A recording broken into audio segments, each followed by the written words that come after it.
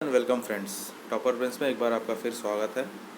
हम लोग चैप्टर 5 पढ़ रहे थे, क्लास 9 साइंस का, जो बायोलॉजी का फर्स्ट चैप्टर है the fundamental unit of life, जिसे सेल को कहा जाता है। तो हम लोग यहाँ तक किए थे। अभी हम लोग सेल ऑर्गेनल्स पढ़ेंगे। सेल के अंदर में और क्या क्या ऑर्गेनल्स है। जो ऑर्गेन्स होता है उसको ही ऑर्गेनल्स बोल रहे हैं, ठीक है। तो हम लोग ये देखते हैं, बहुत ही इंपॉर्टेंट है और बहुत ही ध्यान से पढ़ने लायक है और बहुत सारे क्वेश्चंस इसमें बनते हैं, अभी के लिए भी और कॉम्पिटिशन्स के लिए भी। फ्यूचर में आप कॉम्पिटिशन्स फेस करेंगे, सिविल सर्विसेज फेस करेंगे, उस टाइम भी बहुत यूज़फुल होगा ये सब। तो अभी से आपको ध्यान से पढ़ना है। तो हम लोग स्टार्ट करते हैं ऑर्गेनल्स को। सेल के बारे में हम लोग बताया ही था। Cell is the basic fundamental unit of our life. Cell से ही सब कुछ बनता है, सारा बॉडी पार्ट सब कुछ, ठीक है। Every cell has membrane around it to keep its contents separate from the external environment. Large and complex cells, including cells from multicellular organism, need a lot of chemical activities to support their complicated structure and function. तो हम लोग जैसा कि जानते हैं कि हर एक cell जो होता है वो मेम्ब्रेन बाउंड होता है, उसके चारों ओर मेम्ब्रेन होता है, और उसके अंदर जो ऑर्गेनल्स होते हैं वो सब भी मेम्ब्रेन बाउंड होते हैं, ठीक है। और लार्ज और कॉम्प्लेक्स सेल्स होता है, जो बड़ा और कॉम्प्लेक्स सेल्स होता है, जो मल्टी सेलुलर ऑर्गेनिजम्स का जनरली ज़्यादा होता है, उसमें बहुत सारा केमिकल एक्टिविटीज़ होता है जिसको सपोर्ट करने के लिए उसका वैसा स्ट्रक्चर होना चाहिए सेल का, ठीक है। To keep this activities of different kinds separate from each other, these cells use membrane bound little structure within them cell. तो जब सेल के अंदर में कॉम्प्लिकेटेड बहुत सारा काम हो रहा होगा, जैसे ये सेल है, सेल के अंदर में बहुत सारा कॉम्प्लिकेटेड काम हो रहा है, तो वहाँ पे क्या होता है कि जो जो स्ट्रक्चर है अंदर में, जो और अदर ऑर्गेन्स है, उसको सेपरेट करने के लिए वहाँ पे मेम्ब्रेन बाउंड होना बहुत ज़रूरी है। क्योंकि अगर मान लीजिए ये लाइजोसोम कुछ काम कर रहा है, यहाँ पे ये लाइजोसोम है, ये अपना काम कर रहा है कुछ, तो उसके बगल में ही राइबोसोम है, ये राइबोसोम उसके बगल में ही है, तो उससे वो मिल सकता है, उससे कांटेक्ट में आ सकता है।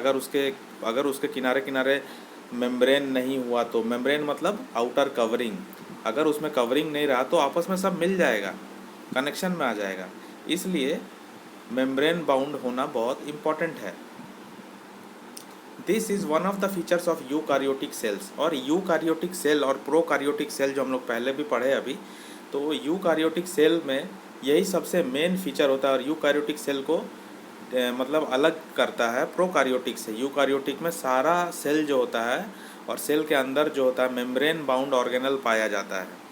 यूकारियोटिक सेल के अंदर में सारा मेम्ब्रेन बाउंड ऑर्गेनल्स पाया जाता है, जबकि प्रोकारियोटिक सेल में मेम्ब्रेन बाउंड नहीं होता है, उसमें खुला ही रहता है, मेम्ब्रेन नहीं रहता है उसमें कुछ, प्रोकारियोटिक में।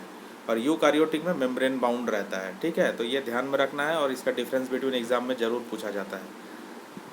Some of these organelles are visible only with an electron microscope. We have talked about the nucleus in the previous section. Some important examples of cell organelles which we will discuss are endoplasmic reticulum, Golgi apparatus, lysosome, mitochondria and plastid. ये सब बहुत important organelles है cell का, जो हम लोग आगे discuss करेंगे, जो बहुत क्रूशियल फंक्शन करता है सेल के अंदर में, बहुत इंपॉर्टेंट फंक्शंस को परफॉर्म करता है, ठीक है। तो सबसे पहला है इंडोप्लाज्मिक रेटिकुलम, जिसको शॉर्ट में ईआर भी बोलते हैं। The endoplasmic reticulum ER is a large network of membrane bound tubes and sheets. Endoplasmic reticulum जो है एक बहुत बड़ा नेटवर्क है जिसमें मेम्ब्रेन बाउंड ट्यूब और शीट्स होता है। It looks like long tubules और राउंड और ऑब्लोंग बैग्स, ये बैग की तरह दिखता है, लंबा। और मेम्ब्रेन बाउंड बोलने का मतलब उसके चारों ओर कवरिंग होगा, मेम्ब्रेन होगा, मेम्ब्रेन मतलब cover, outer cover. The ER मतलब endoplasmic reticulum membrane is similar in structure to the plasma membrane. ये प्लाज्मा मेम्ब्रेन की तरह ही इंडोप्लाज्मिक रेटिकुलम का एक मेम्ब्रेन होता है। There are two types of ER, rough endoplasmic reticulum RER and smooth endoplasmic reticulum SER। तो rough endoplasmic reticulum RER looks rough under microscope because it has particles called ribosomes attached to its surface. ये rough इसलिए दिखता है, rough endoplasmic reticulum नाम है, तो ये rough इसलिए दिखता है क्योंकि इसके सरफेस पे राइबोसोम मौजूद होता है, ठीक है। और राइबोसोम जो होता है वो प्रोटीन मैन्युफैक्चर करने का जगह होता है, ठीक है। Ribosomes which are present in all active cells are sites of protein manufacture. Ribosome में क्या होता है, राइबोसोम का काम क्या है, प्रोटीन मैन्युफैक्चर करना, याद रखना है ये point. The manufactured proteins are then send to various places in the cell depending on need. जैसे जैसे ज़रूरत पड़ता है इंडोप्लाज्मिक रेटिकुलम क्या करता है, ये प्रोटीन को, ये बना हुआ प्रोटीन जो राइबोसोम में बन रहा है उसको इधर उधर ट्रांसपोर्ट करता है सेल के अंदर में। The smooth endoplasmic reticulum helps in the manufacture of fat molecules or lipids important for cell function। और सॉफ्ट इंडोप्लाज्मिक, सॉफ्ट ER जो है, स्मूथ ER जो है, SER, इसका काम क्या है, RER का काम है, RER का काम है प्रोटीन बनाना, क्योंकि RER जो है उसमें राइबोसोम होता है और राइबोसोम क्या करता है, प्रोटीन बनाता है। और SER जो है स्मूथ, ये जो है ये फैट मॉलिक्यूल बनाता है और लिपिड बनाता है, जो कि बाकी सेल के फंक्शन के लिए ज़रूरी होता है। Some of these proteins and lipids help in building the cell membrane. इनमें से कुछ प्रोटीन और लिपिड जो है मिल करके सेल का मेम्ब्रेन को बनाता है, यही सेल मेम्ब्रेन बनाता है, प्रोटीन्स एंड लिपिड्स, ठीक है। This process is known as membrane biogenesis, ठीक है, ये सब नोट करना है। ये इस प्रोसेस को, प्रोटीन और लिपिड के द्वारा सेल मेम्ब्रेन बनने के प्रोसेस को मेम्ब्रेन बायोजेनेसिस कहते हैं। Some other proteins and lipids function as enzymes and hormones. कुछ और भी प्रोटीन और लिपिड होता है जो कि इंजाइम्स की तरह काम करता है और हार्मोन्स की तरह काम करता है। Although endoplasmic reticulum varies greatly in appearance in different cells, it always forms a network system. ये नेटवर्क सिस्टम जैसा बनाता ही है हमेशा। Thus, one function of ER is to serve as channels for the transport of materials, especially proteins, between various regions of cytoplasm or between the cytoplasm and nucleus। तो cytoplasm में या फिर cytoplasm और nucleus के बीच में जो protein का ट्रांसपोर्ट होता है या फिर अदर मटेरियल का ट्रांसपोर्ट होता है, उसमें वो ट्रांसपोर्ट कौन करता है, वो काम है इंडोप्लाज्मिक रेटिकुलम का। इसका क्वेश्चन आ सकता है, what is the function of endoplasmic reticulum, तो यही इसका फंक्शन होगा, प्रोटीन को ट्रांसपोर्ट करना। कहाँ पे, साइटोप्लाज्म में या फिर साइटोप्लाज्म और न्यूक्लियस के बीच में। The ER also functions as cytoplasmic framework providing a surface for some of the biochemical activities of a cell. In the liver cells the group of animals called vertebrates, SER plays a crucial role in detoxifying many poisons and drugs. तो SER का ये भी एक role है कि वो बहुत ही जहरीला पदार्थ या फिर टॉक्सिक या फिर ड्रग्स को वो डिटॉक्सिफाई करता है, क्लियर करता है, क्लीन करता है, ठीक है। ये प्लांट सेल का पिक्चर यहाँ पे दर्शाया गया है, आप देख सकते हैं, सारे लेबल्ड हैं।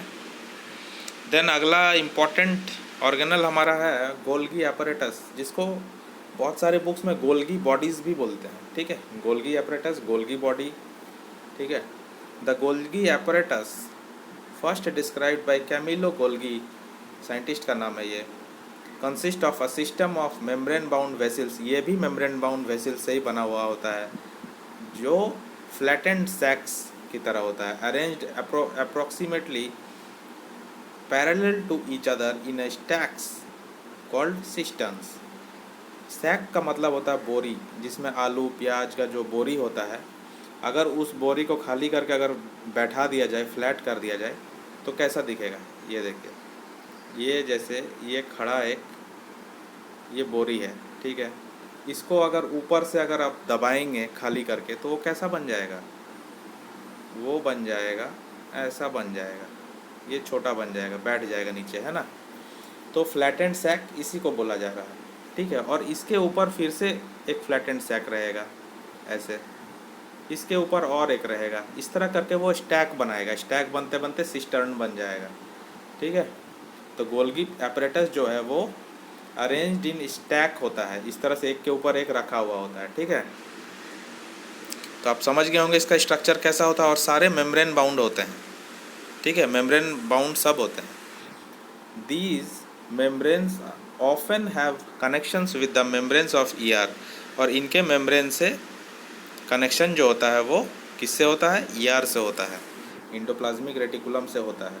Therefore constitute another portion of complex cellular membrane system.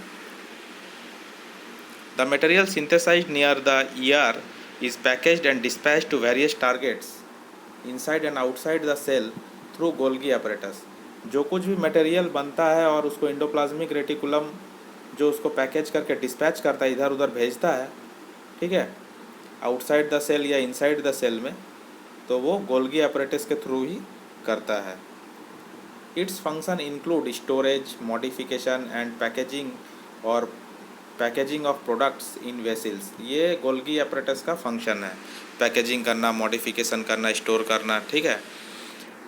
In some cases complex sugars may be made from simple sugars in Golgi apparatus, ये भी होता है काम यहाँ पे। The Golgi apparatus is also involve in the formation of lysosome. तो Golgi apparatus जो है लाइजोजोम बनाने में भी हेल्प करता है। और लाइजोजोम क्या है? लाइजोजोम जो है वो डाइजेस्टिव एंजाइम होता है उसमें। लाइजोजोम एक ऑर्गेनल है जो जिसके अंदर डाइजेस्टिव एंजाइम होता है। वो जितना भी सेल के अंदर में जितना भी अचड़ा कचड़ा होता है, जितना भी गंदगी होता है, उसको वो डाइजेस्ट कर देता है। और सेल के अंदर में कोई ऑर्गेनल भी अगर ख़राब हो जाता है, डेड हो जाता है, तो उसको भी वो डाइजेस्ट करके ख़त्म कर देता है। और इतना इसका पावर है कि कभी लाइजोजोम खुद फट जाता है, बस्ट हो जाता है, तो वो खुद को भी डाइजेस्ट कर देता है, तो खुद को भी वो मार देता है इसका मतलब।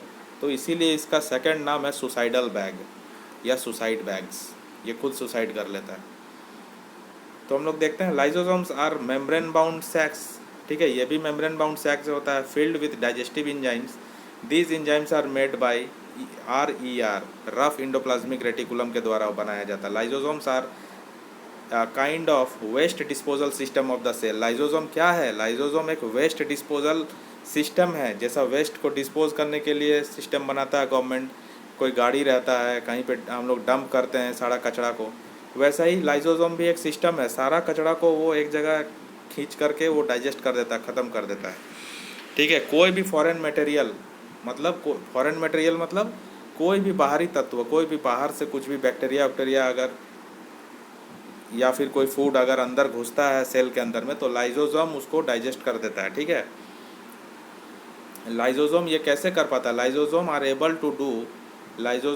To do this because they contain powerful digestive enzymes capable of breaking down all organic material. उसके अंदर इतना पावरफुल डाइजेस्टिव एंजाइम्स होता है कि वो सारे ऑर्गेनिक मैटर को डाइजेस्ट कर देता है, तोड़ देता है। कौन? Lysosome. During the disturbance in the cellular metabolism, for example when the cell gets damaged, जब सेल डैमेज हो जाता है तो लाइजोसोम क्या होता है? वो कभी कभी फट जाता है, बर्स्ट कर जाता है, ठीक है, बर्स्ट हो जाता है। And the enzymes digest their own cell, और उसमें जो एंजाइम्स रहता है लाइजोसोम के अंदर, वो खुद के ही सेल को डाइजेस्ट कर देता है। Therefore, lysosomes are also known as suicide bags of the cell या suicidal bag। ये बहुत इंपॉर्टेंट क्वेश्चन है, सुसाइडल बैग। ये बहुत सारे कंपटीशन में भी आ चुका है और आगे भी आता है। आप लोगों को ऐसे ही ध्यान से अच्छे से पढ़ना है। सुसाइडल बैग किसे कहते हैं? MCQ में ज़रूर आएगा। लाइजोसोम को कहते हैं माइटोकॉन्ड्रिया। माइटोकॉन्ड्रिया जो है वो powerhouse of the cell है। सारा एनर्जी, जो जितना भी एनर्जी जनरेट होता है सेल का, वो माइटोकॉन्ड्रिया से ही होता है। माइटोकॉन्ड्रिया को powerhouse of the cell कहा जाता है। ये सब MCQ में पूछा जाएगा। Mitochondria have two membrane coverings, the outer membrane is porous while the inner membrane is deeply folded. पहला 2 मेम्ब्रेन होता है माइटोकॉन्ड्रिया में। ये भी क्वेश्चन पूछा जा सकता है कितना मेम्ब्रेन होता है। आउटर मेम्ब्रेन जो पोरस रहता है, पोरस मतलब उसमें छेद रहेगा, और इनर मेम्ब्रेन जो रहता है वो डीपली फोल्डेड रहता है, वो मुड़ा हुआ रहता है। These folds increase surface area for ATP generating chemical reaction. The energy required for various chemical activities needed for life is released by mitochondria in the form of ATP। ATP का full form दिया हुआ है adenosine triphosphate molecules. ATP is known as energy currency of the cell. The body uses energy stored in ATP for making new chemical compounds and for mechanical work। मतलब life को चलाने के लिए जितना भी एनर्जी चाहिए होता है, वो केमिकल एक्टिविटीज़ करके बॉडी वो देता है, जिसमें माइटोकॉन्ड्रिया का पूरा सहयोग रहता है। ठीक है। Mitochondria are strange organelles in the sense that they have their own DNA and ribosomes. Therefore, mitochondria are able to make some of their own proteins. खुद का भी प्रोटीन बनाने में सक्षम है वो। अगला ऑर्गेनल है प्लास्टिड्स। बहुत इंपॉर्टेंट है। Plastids are present only in plant cell. एकदम ध्यान में रखना इस बात को। प्लास्टिड जो होता है, पी से प्लास्टिड, पी से प्लांट, याद रखना है ये। प्लास्टिड जो होता है वो प्लांट सेल में ही पाया जाता है। ये हमारे बॉडी में, हमारे सेल में और एनिमल सेल में ये नहीं पाया जाता है। There are two types of plastid, chromoplast and leucoplast. Chromoplast उसको बोलता है जिसमें कलर प्लास्टिड होता है, ठीक है। और ल्यूकोप्लास्ट जो होता है वो वाइट कलर या कलरलेस होता है। तो क्रोमोप्लास्ट जो होता है containing the pigment chlorophyll known as chloroplast. तो क्रोमोप्लास्ट जो है उसमें क्लोरोफिल पाया जाता है, जिसके कारण उसको क्लोरोप्लास्ट बोला जाता है। Chloroplast are important for photosynthesis in plant. बहुत इंपॉर्टेंट क्वेश्चन है ये सब, एमसीक्यू में एकदम पूछा जाएगा कि कौन इंपॉर्टेंट है फोटोसिंथेसिस में। क्लोरोप्लास्ट ही है जो फोटोसिंथेसिस प्लांट में जो होता है, फूड बनाता है प्लांट अपना फोटोसिंथेसिस से, तो उसके लिए हेल्पफुल है chloroplast. Chloroplast also contain various yellow और orange pigments in addition to chlorophyll. इसमें इस तरह का भी पिगमेंट होता है, ऑरेंज और yellow. Leucoplast are primarily organelles in which material such as starch, oil, protein granules are stored. तो ल्यूकोप्लास्ट एक ऐसा ऑर्गेनल है जिसमें स्टार्च, ऑयल, प्रोटीन ग्रैनुल ये सब स्टोर होता है। The internal organization of chloroplast consist of numerous membrane layers embedded in material called stroma. ये स्ट्रोमा जो होता है ये क्लोरोप्लास्ट के अंदर होता है। These are similar to mitochondria in external structure. Like mitochondria, plastids also have their own DNA and ribosome. ये सब पॉइंट आपको याद करना है। देन है अगला है vacuoles. Vacuoles are storage sacs for solid और लिक्विड कंटेंट्स। वैक्यूल्स एक बड़ा होल की तरह, गड्ढे की तरह होता है, जो बोरी की तरह होता है, गड्ढा होता है, जो सॉलिड और लिक्विड कंटेंट को स्टोर करता है। Vacuoles are small sized in animal cell while plant cells have very large vacuoles. Animal cell के अंदर बहुत स्मॉल होता है और प्लांट सेल के अंदर बहुत बड़ा होता है। The central vacuole of some plant cells में occupy 50 to 90% of the cell volume. कभी कभी जो बीच का जो बड़ा वैक्यूल होता है प्लांट में, वो 50 से 90% का भी जगह ले लेता है। In plant cells vacuoles are full of cell sap. Plant cell में वैक्यूल्स जो होता है वो सेल का सैप से, सैप मतलब एक लिक्विड होता है, सेल के सैप से वो भरा हुआ रहता है, ठीक है। And provide turgidity and rigidity to the cell, और सेल को मजबूती प्रदान करता है, रिजिडिटी प्रदान करता है। Many substances of importance in the life of plant cell are stored in vacuoles. बहुत सा इंपॉर्टेंट सब्सटेंस जो होता है लाइफ के लिए, वो सब स्टोर्ड रहता है वैक्यूल्स के अंदर में। इतना इंपॉर्टेंट जगह है। These include amino acid, sugar, various organic acid and some proteins. Amino acid, sugar, various organic acid, ये सब स्टोर्ड रहता है कहाँ? वैक्यूल्स में। ये सब बहुत इंपॉर्टेंट चीज़ है। In single celled organism like amoeba, single cell जो एमोबा होता है, इसमें क्या होता है? The food vacuole contains the food items that amoeba has consumed. तो एमोबा जो सिंगल सेल एनिमल होता है, उसमें एक ही सेल होता है, मल्टी सेलुलर नहीं होता है। तो सिंगल सेल जो एमोबा होता है वो जब खाना खाता है तो उसका खाना जो है वो स्टोर होता है वैक्यूल में। तो वहाँ वैक्यूल जो है खाना को स्टोर करता है एमोबा के अंदर। In some unicellular organism specialised vacuoles also play important roles in expelling excess water and some waste from the cell. तो कुछ यूनिसेलुलर ऑर्गेनिज्म ऐसा भी है जिसमें वैक्यूल्स का काम जो है वो एक्स्ट्रा पानी को बाहर निकालना या स्टोर करना होता है, या फिर एक्स्ट्रा जो वेस्ट है, वेस्ट प्रोडक्ट को भी बाहर निकालने का काम करता है वैक्यूल, कुछ यूनिसेलुलर ऑर्गेनिज्म में। Each cell does acquire its structure and ability to function because the organization of its membrane and organelles in specific ways. The cell thus has a basic structural organization. This helps the cells to perform functions like respiration, obtaining nutrition, and clearing of waste material or forming new proteins. Thus, the cell is fundamental structure unit of living organism. It is also basic functional unit of life. True. इसके बाद है cell division. Cell का कैसे division होता है। New cells are formed in organisms in order to grow, to replace old and dead and injured cells and to form gametes required for reproduction. तो new cell बनता है organism में ताकि वो ग्रो हो पाए, पुराना वाला को रिप्लेस कर पाए, जो डेड हो गया है उसको रिप्लेस कर पाए, इसीलिए तो नया सेल बनाया जाता है।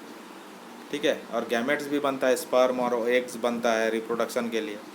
The process by which new cells are made is called cell division. Cell division करके ही नया सेल बनाया जाता है।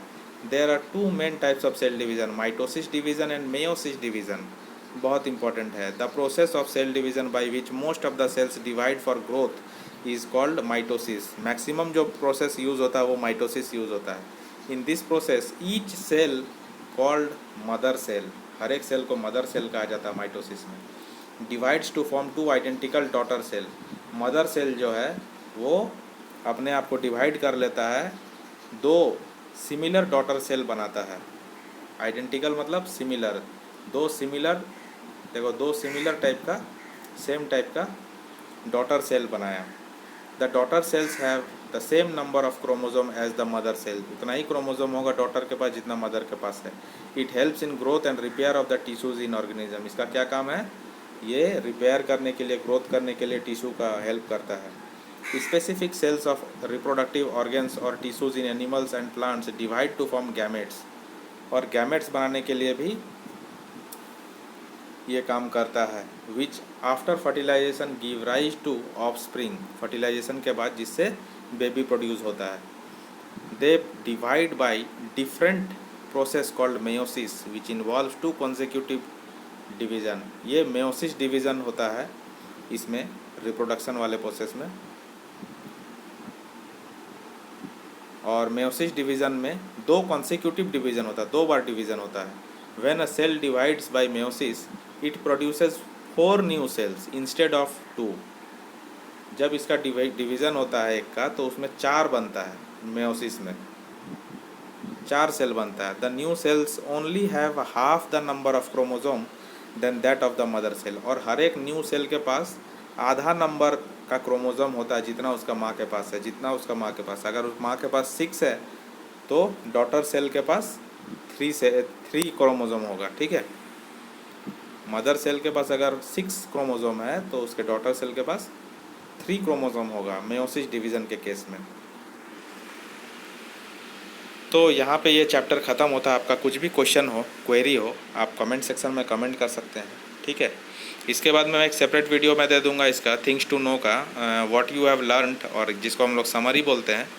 तो मैं सारा चैप्टर का समरी का वीडियो भी मैं सेपरेटली बना रहा हूँ और सेपरेट प्लेलिस्ट में मैं उसको पुट करता हूँ ताकि आप लोगों को रिवीज़न करने में सुविधा हो पाए। इसमें बहुत इंपॉर्टेंट फैक्ट रहते हैं जो आप लोगों को मिस नहीं करना रिवीज़न करने के लिए। तो अभी के लिए इतना ही। Thank you friends, have a nice day.